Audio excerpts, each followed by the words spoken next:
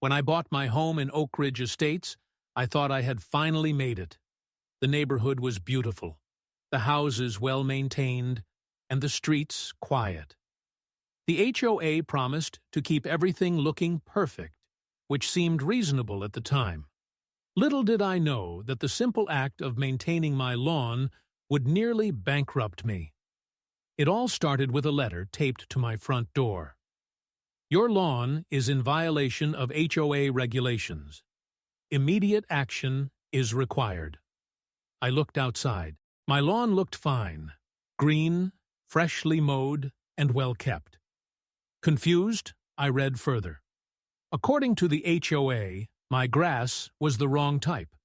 Apparently, Oak Ridge Estates required a specific blend of fescue grass that was in harmony with the community aesthetic. My yard, which had a mix of fescue and Bermuda grass, was deemed non-compliant. At first, I thought it was a mistake. I called the HOA office and explained that my grass was already there when I bought the house. But they didn't care. You are responsible for ensuring full compliance with HOA landscaping regulations, the woman on the phone said coldly. Failure to do so will result in escalating fines. Fine. I figured I'd reseed the lawn. I called a local landscaper who quoted me $2,000 to remove the Bermuda grass and replace it with fescue. Pricey, but doable. I scheduled the job and thought that was the end of it. I was wrong. A week later, another letter arrived. Failure to comply within the given time frame has resulted in a $500 fine. I called the HOA again, explaining that I had already scheduled the reseeding. Their response? We need to see progress immediately. Apparently, hiring a professional wasn't good enough. I had to start removing the grass right away, or the fines would keep coming. Frustrated, I spent an entire weekend tearing up sections of my lawn by hand. My back ached, my hands were covered in blisters, but I had to show progress. It didn't matter. A week later, another fine, $1,000. The HOA inspector claimed I hadn't removed enough grass. At this point, I was livid. The landscapers were set to finish the job in just a few days, but the HOA was bleeding me dry before they could even start. By the time the new fescue grass was installed, I had spent over $5,000 on labor and fines. But I thought, at least it's over. My lawn was perfect now, right? Wrong again. The HOA sent another letter. Your lawn does not meet the required uniformity standards. What did that mean? It meant that because my newly planted grass wasn't the exact shade of green as my neighbor's yards, it was still in violation. I was about to find out just how deep this nightmare would go. The moment I read the words, "Your lawn does not meet the required uniformity standards," I knew I was trapped. My lawn had been completely reseeded, at great expense, yet the HOA still wasn't satisfied. I called their office, demanding an explanation. Your grass is not uniform in color compared to adjacent properties, the woman on the phone explained, as if this was a perfectly rational reason to fine someone. You'll need to apply additional treatments to correct the inconsistency. I nearly lost it. You mean I need to make my grass more green? Correct. A lawn care specialist can assist you with the necessary chemicals and treatments. Failure to comply will result in additional fines. I hung up in disbelief. This couldn't be real. How could they force me to change the color of my grass? Reluctantly, I called my landscaper again. He sighed when I explained the situation. You're not the first person in this neighborhood with this issue, he admitted. They're ridiculous about color uniformity. His solution?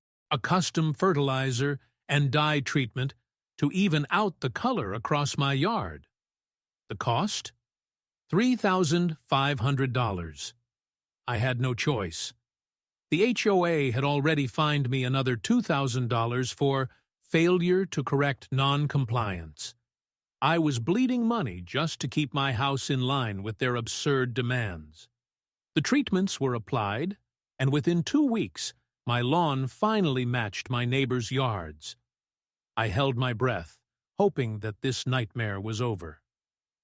Then came the next violation notice: excessive water usage in violation of community conservation guidelines. I had been forced to overwater my lawn to keep the HOA-mandated grass alive in our hot climate. Now, they were fining me for following their own rules. The fine? $1,500. I went straight to the next HOA meeting, armed with documents, photos, and receipts. I was ready to expose how they had drained me for nearly $15,000 over a lawn. I expected a fair discussion. Instead, I was met with blank stares and bureaucratic nonsense.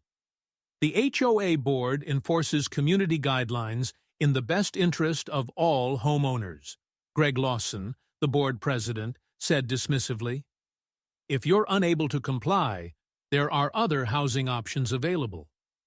Translation: if you don't like it, move. I walked out of that meeting realizing one thing: this wasn't about my lawn. This was about control, and I wasn't going to let them win. The HOA had pushed me too far. What started as a simple lawn complaint had turned into a financial disaster, and their dismissive attitude at the meeting made one thing clear: they weren't going to stop. I started doing research, digging into HOA laws and homeowners' rights. I found case after case of HOAs abusing their power, forcing homeowners into financial ruin over minor infractions. Some people had even lost their homes because of unpaid fines that spiraled out of control. I wasn't about to let that happen to me. I decided to hit them where it hurt: their own rules. I got my hands on the HOA bylaws, all 200 pages of them. Hidden deep inside the legal jargon was something interesting. Any homeowner could request a financial audit of the HOA's expenditures. And with the outrageous amount of fines being collected in the neighborhood, I had a feeling something shady was going on. So I made the request. At first, the HOA ignored me. Then, after multiple emails and a certified letter, I got a one-sentence response: financial records are unavailable due to administrative backlog. That was a lie.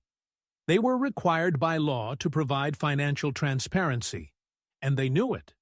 That's when I contacted a local investigative reporter who had covered HOA corruption before. I handed over every document I had, every fine, every unreasonable demand, and the refusal to show financial records. He was hooked. Within a week, a news crew was knocking on doors in our neighborhood, interviewing frustrated homeowners who had suffered under the HOA's rule. I wasn't alone. Dozens of neighbors came forward with their own horror stories: fines for bird feeders, for driveway cracks, for curtains that were the wrong shade of white. Then, the biggest bombshell dropped. The reporter's investigation revealed that thousands of dollars in HOA fines had been misappropriated. Money that was supposed to go toward neighborhood maintenance had instead been funneled into the personal accounts of board members, including Greg Lawson, the HOA president himself. The moment the story aired, everything changed. Homeowners who had been too afraid to speak out demanded a full audit. The city got involved. The HOA board tried to fight back, calling the investigation a smear campaign. But the damage was done. Greg Lawson and 2 other board members resigned within days. But I wasn't done yet. I had one final move to make. The HOA was about to pay me back for every penny they took. With the HOA board in turmoil and the community demanding answers, I finally had the leverage I needed. The audit was no longer optional. It was happening, and what it uncovered was even worse than I had imagined. Over $150,000 in HOA fines and dues had been misappropriated. The board had used the money for personal vacations, private home renovations, and even luxury car payments. Greg Lawson, the former HOA president, had siphoned off the most, nearly $80,000. With the evidence in hand, the homeowners filed a class-action lawsuit. I wasn't the only one demanding my money back. Everyone who had been unfairly fined wanted justice. And this time, the law was on our side. The city stepped in, announcing criminal charges against Greg and his closest allies. When faced with fraud and embezzlement charges, they folded. The court ordered full restitution to homeowners who had been unjustly fined, including me. Within months, I got every dollar back, every fine, every landscaping bill, and every ridiculous fee they had charged me. But the best part? The HOA was forced into a complete overhaul. The remaining board members were removed, and the new leadership eliminated over 90% of the unnecessary rules. The absurd grass regulations? Gone. The outrageous fines? Permanently capped. Homeowners now had actual power over the HOA, not the other way around. As I stood on my lawn, a lawn that was finally mine, without threat of another fine, I realized something. HOAs only win when homeowners stay silent. The moment we fought back, we took our community back. I had nearly lost everything over a patch of grass, but in the end, I won. And thanks to that fight, no homeowner in our neighborhood would ever have to go through the same nightmare again.